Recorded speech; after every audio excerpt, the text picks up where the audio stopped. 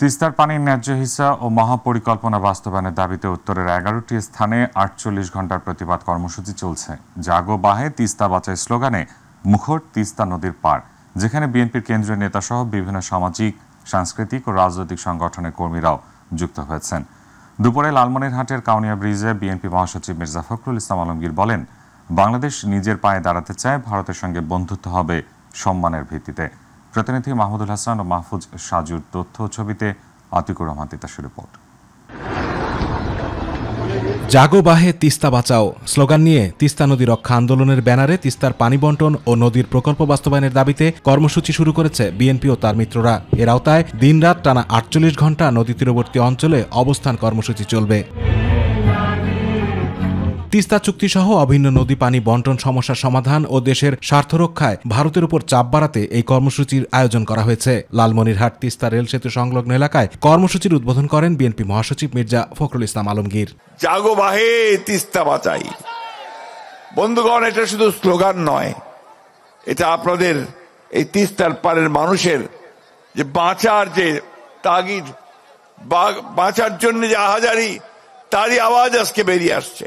তিস্তার পানির ন্যায্য হিস্সা আদায় ও মহাপরিকল্পনা বাস্তবায়নের দাবিতে তিস্তা অভিমুখে পদযাত্রা এবং নদীর দুই তীরে 230 কিলোমিটার জুড়ে অবস্থান কর্মসূচি পালন করছে তিস্তা নদী রক্ষা আন্দোলন কমিটি। যখন পানির দরকার তখন পানি না দেয়, আবার সৃষ্টি যখন হয় তখন পানি ছাড়ি দেয়, আবার কিছু ডুবি দেয়, তখন মানুষ, এখানকার মানুষ দুর্ভিক্ষে পড়ে যায়, নানান দেশে চলে যায়। এই বন্যার সময় যেটা দুর্ঘটনা হয়, এটা করার মতন নয়। সব পেশাজীবী মানুষ আজকে তিস্তার চরে সমবেত হয়েছে।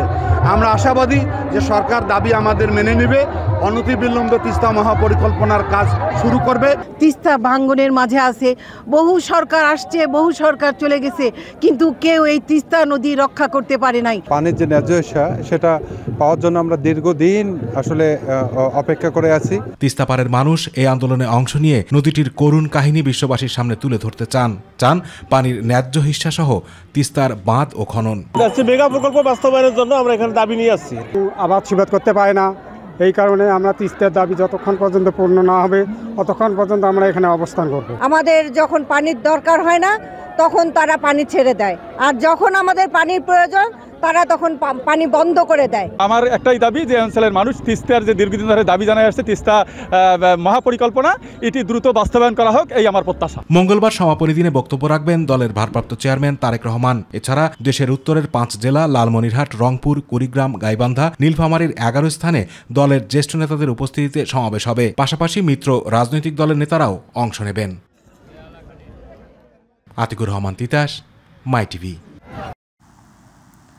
দর্শক, এবার লালমনিরহাট থেকে তিস্তা নদী রক্ষা আন্দোলনের আরো খবর জানাচ্ছেন প্রতিনিধি মাহফুজ সাজু। তানভীর, তিস্তার পানির ন্যায্য হিস্সা এবং তিস্তা মেগা প্রকল্প বাস্তবায়নের দাবিতে আপনি জানেন যে সকাল থেকে তিস্তা অঞ্চলের 5টি জেলার মানুষ কিন্তু এই তিস্তা নদীর 11টি পয়েন্টে কিন্তু বিভিন্ন কর্মসূচি পালন করে আসছে। আমরা সকাল থেকে দেখানোর চেষ্টা করেছি যে এই তিস্তা প্রকল্প কেন বাস্তবায়ন করা প্রয়োজন এবং তিস্তার পানির ন্যায্য হিস্সা কেন আদায় করা প্রয়োজন। আমি এই মুহূর্তে অবস্থান করছি তিস্তার রেল সেতু সংলগ্ন যে স্পটটি রয়েছে সেই স্পটে। এখানে কিন্তু সকাল থেকে নানা কর্মসূচি পালিত হয়েছে। তার মধ্যে বিকেল 4টায় কিন্তু বিএনপির মহাসচিব মির্জা ফখরুল ইসলাম আলমগীর সমাবেশে বক্তব্য রেখেছেন। পাশাপাশি অন্যান্য রাজনৈতিক দলের নেতারাও বক্তব্য রেখেছেন। তাদের সবার কণ্ঠে একই দাবি ছিল যে তিস্তার পানি যে একতরফা প্রত্যাহার করা হচ্ছে, সেই কারণে উত্তরাঞ্চল যে মরুকরণের দিকে এগিয়ে যাচ্ছে, এই অঞ্চলের মানুষের যে রুজি বা জীবন জীবিকায় যে চরম ব্যাঘাত ঘটছে এই তিস্তার পানির অভাবে, সেটি কিন্তু তারা বারবার তুলে ধরেছেন এবং তাদের দাবি একটাই ছিল যে তিস্তার পানির ন্যায্য হিস্সা দেয়া হোক, পাশাপাশি তিস্তা মেগা প্রকল্পটি বাস্তবায়ন করা হোক। আরেকটি বিষয় জানিয়ে রাখি যে এখানে কিন্তু আজকে যে 48 ঘন্টা লাগাতার কর্মসূচি রয়েছে অবস্থানের, সেটি কিন্তু অনেকে কাঁথা কম্বল নিয়ে কিন্তু এখানে অবস্থান করার জন্য এসেছেন। এখানে শত শত তাঁবু আমার পেছনে দেখেছেন যে তারা কিন্তু রাত্রি যাপন করার উদ্দেশ্যে কিন্তু থাকবেন। তো এই ছিল তিস্তা রেল সেতু সংলগ্ন এলাকা থেকে তিস্তা নদী রক্ষা আন্দোলনের সর্বশেষ। জি, ধন্যবাদ মাহফুজ সাজু আপনাকে। দর্শক, লালমনিরহাট থেকে তিস্তা নদী রক্ষা আন্দোলনের সর্বশেষ খবর জানাচ্ছিলেন আমাদের সহকর্মী মাহফুজ সাজু। জনগণের সরকার ছাড়া সংস্কার বাস্তবায়ন করা সম্ভব নয় বলে মন্তব্য করেছেন বিএনপির ভারপ্রাপ্ত চেয়ারম্যান তারেক রহমান। তিনি বলেন, বৈষম্যহীন বাংলাদেশ গড়তে গণতান্ত্রিক অধিকার, স্বাধীনতা ও ভোটাধিকার নিশ্চিত করতে হবে। কৃষিবিদ ইনস্টিটিউট অডিটোরিয়ামে ছাত্র জনতার গণ আন্দোলন চলাকালে পেশাগত দায়িত্ব পালনের সময় আহত ফটো সাংবাদিক ও তাদের পরিবারের সাথে মতবিনিময় অনুষ্ঠানে ভার্চুয়ালি যুক্ত হয়ে তিনি এসব কথা বলেন। ইউসুফ আলীর রিপোর্ট। জুলাই আন্দোলনে আহত সাংবাদিকদের চিকিৎসা সহায়তা দিতে কৃষিবিদ ইনস্টিটিউটে এই অনুষ্ঠানের আয়োজন করে আমরা বিএনপি পরিবার। সবাই লন্ডন থেকে অনলাইনে যুক্ত হয়ে বিএনপির ভারপ্রাপ্ত চেয়ারম্যান তারেক রহমান বলেন, ফেসিবাদের সহায়তায় ভিনদেশিরা বাংলাদেশের মানুষের অধিকার খর্ব করেছে। বাংলাদেশের মানুষের অধিকারকে দাবিয়ে রেখে অন্য দেশের উপস্থিতি, অন্য দেশের নাগরিকদের উপস্থিতি এই দেশে আমরা দেখেছি। কিভাবে তারা বাংলাদেশের মানুষের অধিকারকে দাবিয়ে রেখে, বাংলাদেশের মানুষের ন্যায্য অধিকারকে দাবিয়ে রেখে তারা তাদের স্বার্থ এখান থেকে উদ্ধার করে নিয়ে গিয়েছে। কোনো জাতীয়তাবাদী শক্তিকে কখনোই বিদেশিরা পছন্দ করে না। জাতীয়তাবাদী শক্তি মানেই দেশের পক্ষের শক্তি, দেশের পক্ষে কথা বলে, দেশের মানুষের পক্ষে কথা বলে। অন্য একটি দেশের মানুষ এই দেশের মানুষের পক্ষে যেরকম থাকবে, আমরা বিভিন্ন সময় অতীতে দেখেছি বিপক্ষেও থাকে। তারা তাদের স্বার্থ রক্ষা করে, এই দেশের মানুষের স্বার্থ তারা দেখে না। সবাই যে একরকম তা না। ক্ষমতা ছেড়ে যারা পালিয়ে গেছে তাদের লুটপাট করা বিপুল পরিমাণ অর্থ দেশের বিরুদ্ধে ষড়যন্ত্রের কাজে লাগাতে পারে বলেও মন্তব্য করেন তিনি। খুনি স্বৈরাচার যেভাবে দেশকে ধ্বংস করে দিয়ে গিয়েছে, দেশের প্রতিটি সেক্টরকে যেভাবে ধ্বংস করে দিয়ে গিয়েছে, প্রতিটি সেক্টরের মেরামত প্রয়োজন এবং মেরামত করতে হলে একটি পরিকল্পনা প্রয়োজন, একটি গাইডলাইন প্রয়োজন, পলিসি প্রয়োজন। সেটি আমরা জনগণের সামনে সেদিন উপস্থাপন করেছিলাম। আমাদেরকে যদি সামগ্রিকভাবে একটি বৈষম্যহীন থেকে আরম্ভ করে একটি গণতান্ত্রিক বাংলাদেশ গড়ে তুলতে হয়, তাহলে অবশ্যই এখানে সকলের পার্টিসিপেশন লাগবে। এখানে জনগণের মতামতের ভিত্তিতে পরিচালিত হতে হবে। সেই সংস্কারকে সফল করার জন্যই এমন মানুষের দরকার যারা সরাসরি জনগণের সাথে সম্পৃক্ত। তা না হলে কোনো সংস্কারই সফল করা সম্ভব হবে না। বিগত সরকারের আমলে নির্যাতিত সাংবাদিকদের পাশে সাধ্যমতো থাকার চেষ্টা করবেন বলেও আশ্বস্ত করেন বিএনপির ভারপ্রাপ্ত চেয়ারম্যান তারেক রহমান। অনেক সংবাদ আপনারা প্রকাশ করতে পারেননি, অনেক ছবি আপনারা প্রকাশ করতে পারেননি। একইভাবে বাংলাদেশের প্রত্যেকটি গণতান্ত্রিক, আমি প্রত্যেকটি রাজনৈতিক দলের নেতাকর্মীকে দাবিয়ে রাখা হয়েছিল।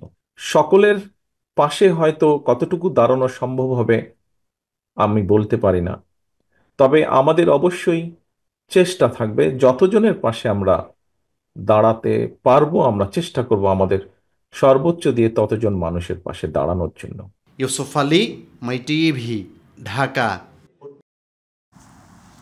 খাদ্য ভূমি মন্ত্রণালয়ের উপদেষ্টা আলিমা মজুমদার বলেছেন, রমজান উপলক্ষে খাদ্য বান্ধব কর্মসূচির আওতায় মার্চ এবং এপ্রিলে 1.5 লাখ টন করে মোট 3 লাখ টন চাল দেওয়া হবে।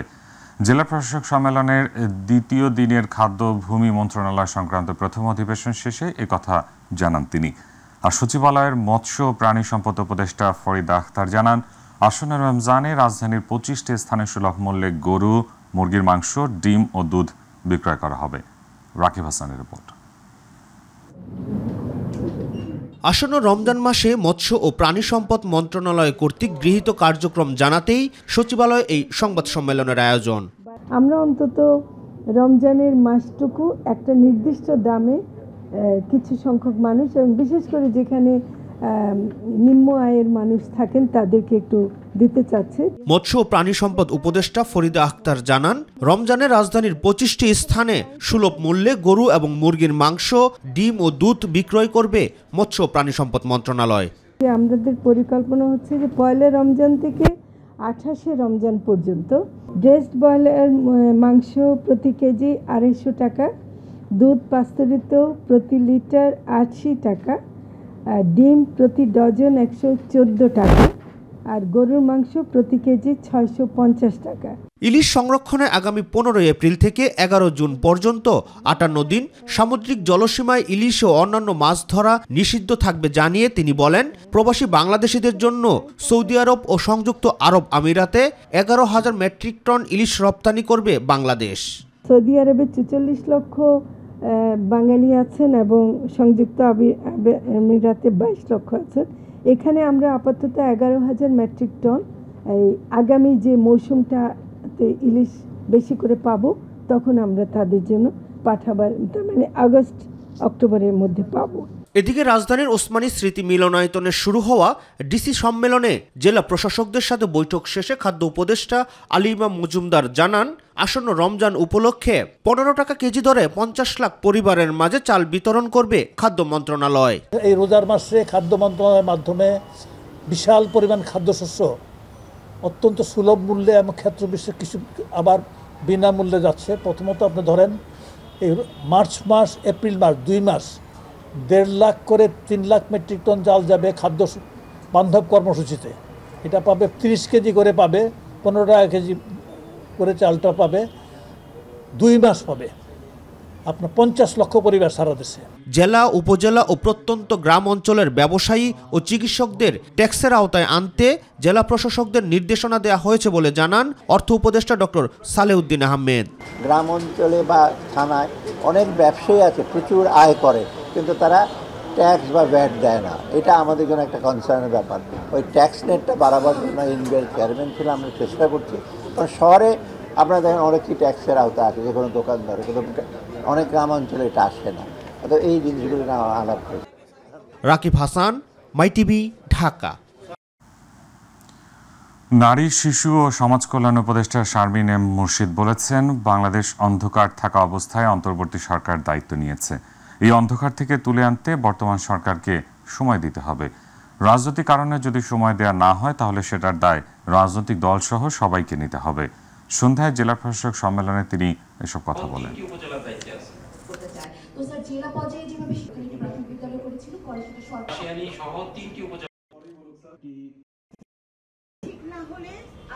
সকলেই জানেন যে দেশটা একটা অন্ধকার আচ্ছন্ন জায়গায় থেকে আমরা আলোর দিকে ধাবিত হচ্ছি। সেই জায়গাটায় যদি সমাজে যারা আছেন তারা যদি ধৈর্য ধরে একসাথে মিলে আমরা যদি সংস্কারের পথটা তৈরি না করি, তাহলে এটার ভিত্তিতে যাই করি না কেন, আমরা নির্বাচনই করি আর কোনো সংস্কার আমাদের মন্ত্রণালয়ে করি, সবই কিন্তু অসম্পূর্ণ থেকে যাবে। স্বরাষ্ট্র উপদেষ্টা লেফটেন্যান্ট জেনারেল অবসরপ্রাপ্ত জাহাঙ্গীর আলম বলেছেন, অন্তর্বর্তী সরকারের 6 মাসে দুর্নীতি অনেকটা কমলেও তা সহনীয় পর্যায়ে নয়। দুর্নীতি কমলেই সব সমস্যার সমাধান হবে। রাজধানীর আগারগাঁয়ে বাংলাদেশ কোস্ট গার্ডের 30তম প্রতিষ্ঠা বার্ষিকীর অনুষ্ঠান শেষে সাংবাদিকদের সঙ্গে আলাপকালে এ কথা বলেন তিনি। উপদেষ্টা বলেন, মবের নামে বিশৃঙ্খলা করলে তাদের বিরুদ্ধে ব্যবস্থা নেবে আইন শৃঙ্খলা বাহিনী। তিনি জানান, ছাত্র জনতার আন্দোলনের মধ্য দিয়ে একটি নতুন বাংলাদেশের জন্ম হয়েছে। সেই ধারাবাহিকতায় কোস্টগার্ড সদস্যরাও কাজ করে যাচ্ছে। যেখানে পাচ্ছি অ্যাকশন নিচ্ছি। অনেক সময় আছে যে রিপোর্টটা হওয়ার পরে আমাদের ইনভেস্টিগেশন করতে হয়। ইনভেস্টিগেশনের সময়টা অনেক সময় ইনভেস্টিগেশন করে দেখা যায় যে কিছু অনেক খবরেই সত্যতা পাওয়া যায়, আবার কিছু কিছু খবরে কিন্তু মোটিভেটেড খবরও পাওয়া যায়। এই জন্য যেইগুলির ক্ষেত্রে সত্যতা পাওয়া যায় ওইগুলির ক্ষেত্রে আমরা অ্যাকশন নিই। এবারের ইলেকশন একেবারে ফেয়ার হবে, কেউ বিশেষ সুবিধা পাবে না বলে মন্তব্য করেছেন স্বরাষ্ট্র উপদেষ্টা লেফটেন্যান্ট জেনারেল অবসরপ্রাপ্ত জাহাঙ্গীর আলম চৌধুরী।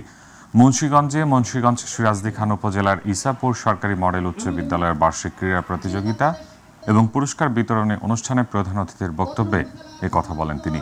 এ সময় স্বরাষ্ট্র উপদেষ্টা বলেন, আমাদের সমাজ ব্যবস্থায় শিক্ষকদের সম্মান দিতে হবে। আমাদের অনেক রাজনৈতিক নেতৃত্ব আছে যারা অনেক সময় শিক্ষকদের তেমন সম্মান দিতে চায় না।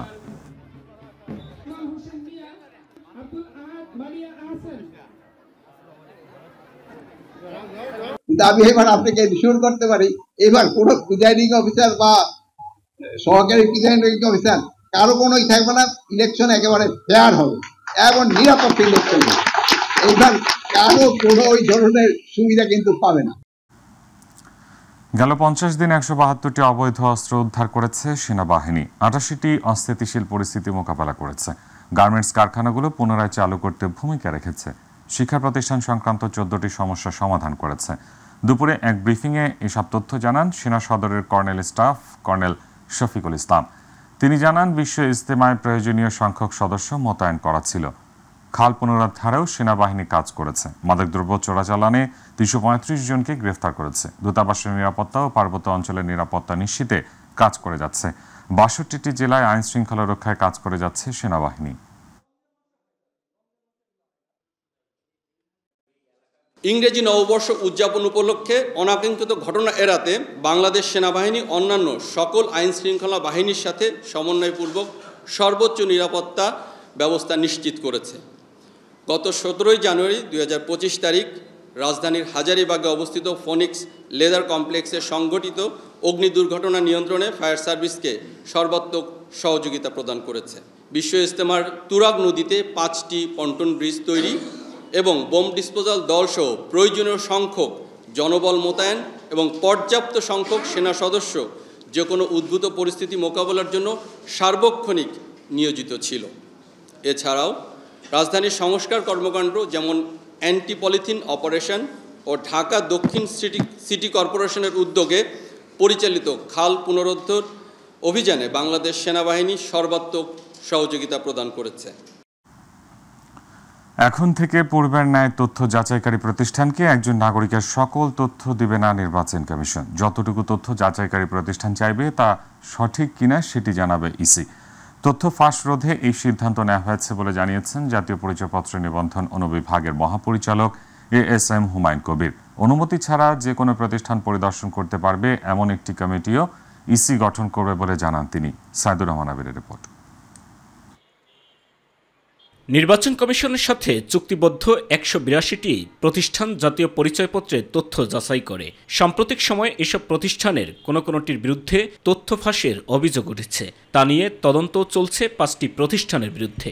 গেল সপ্তাহে তথ্য ফাঁস রোধে করণীয় নির্ধারণে এসব প্রতিষ্ঠানের প্রতিনিধিদের সাথে মতবিনিময় করে নির্বাচন কমিশন। সোমবার মতবিনিময় সভার সুপারিশ ও ইসির পদক্ষেপ জানান জাতীয় পরিচয়পত্র নিবন্ধন অনুবিভাগের মহাপরিচালক ASM হুমায়ুন কবির। বলেন, সেবা প্রদানের ধরনে পরিবর্তন আনবে ইসি। এতদিন আমরা যেটা করেছি 14 সাল থেকে, সেটা হচ্ছে যে ওনারা যখন এই দুইটা ইনপুট দিলে এই তথ্যগুলো ওনাদের কাছে চলে যেত, তখন ওনারা যাচাই করত। আমরা এখন যেই জায়গাটায় যেতে চাচ্ছি সেটা হচ্ছে যে ওনারা ইনফরমেশনটা দিবে আমাদেরকে, দিলে আমরা ওটা ম্যাচ অথবা নো ম্যাচ অথবা ইয়েস বা নো এটা আমরা বলে দেবো। অর্থাৎ যাচাইয়ের কাজটা আমাদের এন্ড থেকে হবে অনলাইনে।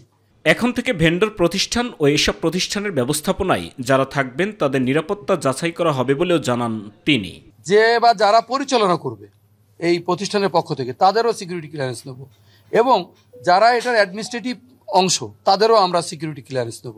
তো এইটা নেওয়ার কারণে যেটা হবে যে যেহেতু তাদের তথ্য উপাত্ত মানে পরিষ্কারভাবে আমাদের কাছে থাকবে এবং তাদের সিকিউরিটি ক্লিয়ারেন্স নেওয়া হবে, সেই জন্যে তারা একটু সতর্ক থাকবে, এটা আমরা চিন্তা করছি আর কি। জাতীয় পরিচয়পত্র সংশোধনে গৃহীত ক্র্যাশ প্রোগ্রামে পেন্ডিং আবেদনের 50% আবেদন নিষ্পত্তি হয়েছে বলেও জানিয়েছেন এনআইডি মহাপরিচালক।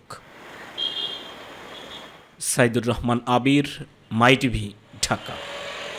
ছাত্র জনতার গণ আন্দোলনে নিহতরা জুলাই শহীদ ও আহতরা জুলাই যোদ্ধা নামে স্বীকৃতি পাবেন, এ তথ্য জানিয়েছেন মুক্তিযুদ্ধ বিষয়ক মন্ত্রণালয়ের উপদেষ্টা ফারুক আজম। দুপুরে রাজধানীর ওসমানী স্মৃতি মিলনায়তনে জেলা প্রশাসক সম্মেলনে একথা বলেন তিনি। উপদেষ্টা জানান, নিহত ও আহতরা এককালীন ভাতাসহ সরকারি সুযোগ সুবিধা পাবেন। আহতদের 3 ক্যাটাগরিতে ভাগ করা হয়েছে। ক্যাটাগরি করার দায়িত্বে ছিল স্বাস্থ্য মন্ত্রণালয়। ফারুক আজম জানান, নির্বাচিত সরকার আসবে জুলাই অভ্যুত্থানের চেতনা নিয়ে। তারা নিশ্চয়ই এই অধিদপ্তরের কার্যক্রম চালিয়ে যাবেন।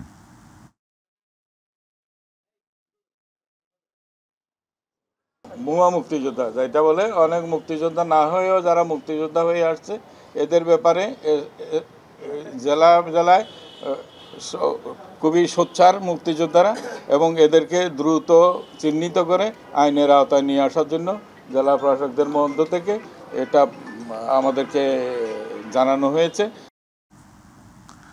ভাষা শহীদদের শ্রদ্ধা জানাতে রাজধানী কেন্দ্রীয় শহীদ মিনারের বেদি ও এর আশপাশ ঘিরে চলছে ব্যাপক প্রস্তুতি। এরই মধ্যে সম্পন্ন করা হয়েছে ধোয়া মোছার কাজ, পাশাপাশি চলছে বেদি সাজানোর প্রস্তুতিও। 19 ফেব্রুয়ারি চারুশিল্পীদের রং তুলির আচরের মধ্য দিয়ে সকল প্রস্তুতি সম্পন্ন হবে বলে জানান সংশ্লিষ্টরা। আরও জানাচ্ছেন জাহিদ আহমেদ বাবু।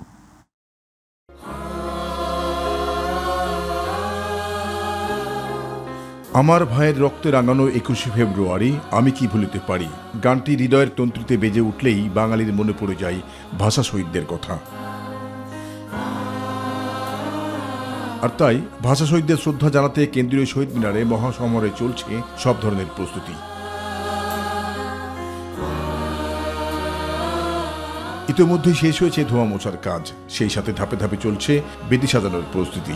রঙের কাজ 19 তারিখের মধ্যে কাজ শেষ হবে। 1 নম্বর বেদি মিনার কমপ্লিট হয়েছে, 2য় বেদি রং করছি, ধোয়া মোছা কমপ্লিট। আমার 18 তারিখে আমি রং শেষ করে দেবো। 18 তারিখে রং শেষ করলে 19 তারিখে মানে আলপনা করবে চারুকলার আইসা। প্রস্তুতিকালে শহীদ মিনার এলাকায় নিরাপত্তার জন্য দেখা যায় আইন শৃঙ্খলা রক্ষাকারী বাহিনীদেরও। তারা জানান 20 ফেব্রুয়ারির মধ্যেই সকল কাজ সম্পূর্ণ হবে। 19 তারিখে ক্লিয়ার হবে, 20 তারিখে এখানে রং টং চলবে। এখানে যারা আছে আপনার চারুকলার যারা আছে ওরা এসে রং করবে। 21 ফেব্রুয়ারি উপলক্ষে আগে থেকেই নিরাপত্তা জোরদার করা হয়েছে যাতে কোনো অপ্রীতিকর ঘটনা না ঘটে, এই জন্য আমরা খুব সচেতন আছি। চারুশিল্পীদের রং তুলির আচরে 19 ফেব্রুয়ারির মধ্যেই শহীদ মিনার আঙিনা ফুটিয়ে রাখা হবে মহান 21-এর আবহ। জাহিদ আহমেদ বাবু, মাই টিভি, ঢাকা। আমাদের পেশি যেন হলদে খামে ঢাকা ফরিদপুরের গঙ্গাবর্দী বিএডিসি বীজ উৎপাদন কেন্দ্র। চোখ জুড়ানো সূর্যমুখী ফুলের সৌন্দর্যে মুগ্ধ দর্শনার্থীরা। চোখের তৃষ্ণা মিটিয়ে বাড়ি ফিরছেন সবাই। আর কৃষি বিভাগ বলছে সূর্যমুখী ফুল শুধু সৌন্দর্যের দিক থেকেই নয়, গুণে মানেও অনন্য। প্রতিনিধি নাজিম বকাউলের রিপোর্ট, জানাচ্ছেন শামস তাবরিজ উচ্ছ্বাস। ফরিদপুর শহরের বিএডিসি ভবনের অভ্যন্তরে বিস্তীর্ণ এলাকা জুড়ে প্রতিবছর আবাদ করা হচ্ছে সূর্যমুখী ফুলের। যেখানে দেখে বোঝার উপায় নেই এটি বাগান নাকি বিএডিসি ভবন। বাগানের অপরূপ সৌন্দর্য দেখে মুগ্ধ দর্শনার্থীরা। বাড়ির সূর্যমুখী তিল জাতের এই ফুলের চাষ হচ্ছে 5 একর জমিতে। একর প্রতি 5 কেজি সূর্যমুখী বীজের প্রয়োজন হয়। 90 থেকে 110 দিন জীবনকালের সূর্যমুখী ফুলের বীজের তেলের পরিমাণ শতকরা 42 থেকে 45 ভাগ। পরিচর্যায় পিছিয়ে নেই মাঠকর্মীরা। শুক্রবার আমরা বীজ ভবনে চলে আসলাম সূর্যমুখীর বাগান দেখতে। ওনার এটা বীজ ভবন, মূলত এখানে সূর্যমুখী চাষটা প্রতি বছর হয়। জেলায় উন্মুক্ত বিনোদনের খুব বেশি স্থান না থাকায় যেখানে প্রকৃতি আপন মহিমায় বিকশিত হয় সেখানে ছুটে যান দর্শনার্থীরা। একই সাথে দর্শনার্থীদের অসচেতনতায় প্রকৃতির কোনো ক্ষতি না হয় সেদিকেও সচেতন ঘুরতে আসা আগতরা। তো আমাদের এসে অনেক ভালো লাগছে, সুন্দর সুন্দর ছবি তুলেছি আমরা। আমার বাবার সাথে আসছি। কৃষি সম্প্রসারণ অধিদপ্তর বলছে সূর্যমুখীর চাষ তেলের চাহিদা পূরণে সহায়ক ভূমিকা রাখবে। যা এই ভ্যারাইটিগুলি কৃষকের দিন দিন আগ্রহ বাড়ছে এবং আমরা আশা করছি যে আগামী দিনে এর এরিয়া আরো ব্যাপক বৃদ্ধি পাবে। এবছর জেলায় 6 হেক্টর জমিতে সূর্যমুখী আবাদের লক্ষ্যমাত্রা ধরা হলেও আবাদ হয়েছে 10 হেক্টর জমিতে। শামস তাবরিজ উচ্ছ্বাস, মাই টিভি নিউজ ডেস্ক। প্রবাসী সংবাদ। মালয়েশিয়ায় বিএনপি ঢাকা বিভাগের সহ সাংগঠনিক সম্পাদক নজরুল ইসলামকে সংবর্ধনা দিয়েছে মালয়েশিয়ায় অবস্থিত নারায়ণগঞ্জ জেলা জাতীয়তাবাদী ফোরাম। একই সাথে আলোচনা সভারও আয়োজন করা হয়। প্রতিনিধি আশরাফুল মামুন জানান, বুকিত বিনতাংয়ে আমজাদ হোসেন মৃধার সভাপতিত্বে আবু ওবায়দা ও ওবায়দুল ভুইয়ার যৌথ সঞ্চালনায় প্রধান অতিথি ছিলেন মালয়েশিয়া বিএনপি সভাপতি প্রকৌশলী বদলুর রহমান খান। বিশেষ অতিথি ছিলেন নারায়ণগঞ্জ জেলার VP Kabir Hossain, doctor S Rahman তনু, কাজী সালাউদ্দিন, নাসির উদ্দিন নাসির, জালাল উদ্দিন হাসান শাহিন।